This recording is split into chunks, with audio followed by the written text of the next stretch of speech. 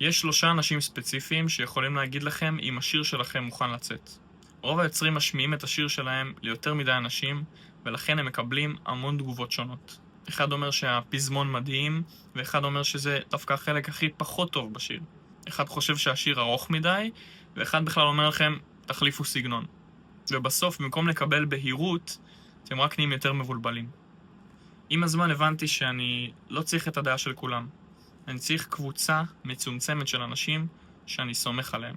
לקבוצה הזאת יש 3 פרמטרים חשובים. 1. אנשים שהטעם שלהם קרוב לשלי. 2. אנשים שמבינים במוזיקה.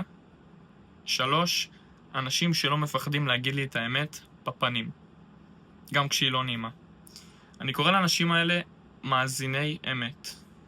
אם עדיין אין לכם 3-4 מאזיני אמת, כדאי לכם להתחיל לחפש ולמצוא אותם. כי פידבק טוב הוא לא כמה אנשים שמעו את השיר שלכם, פידבק טוב הוא לקבל את הדעה הנכונה מהאנשים הנכונים.